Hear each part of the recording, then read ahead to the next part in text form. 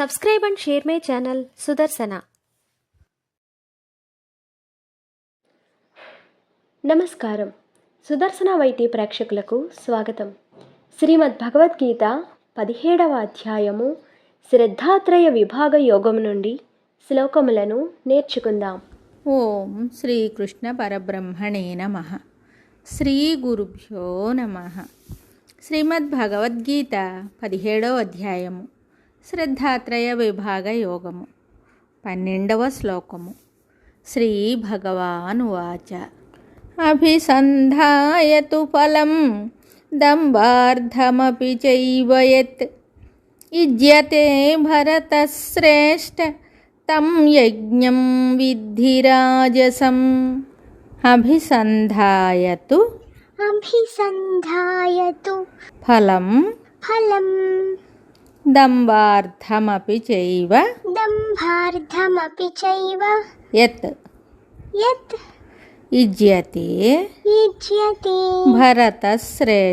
యుజ్యతే భరతశ్రేష్ఠ తం యజ్ఞం విద్ధి రాజసం.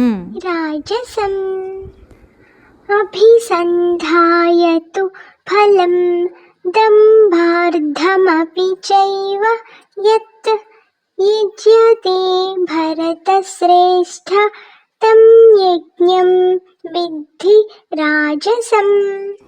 ఈ శ్లోకమునకు భావము భగవానుడు చెప్తున్నాడు.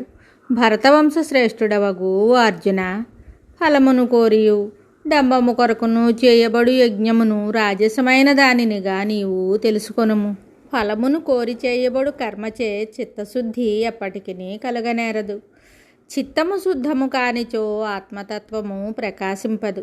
కావున అట్టి ఫలాభిసంధియుక్తమగు కర్మ ఇచ్చట రాజసమని చెప్పబడింది.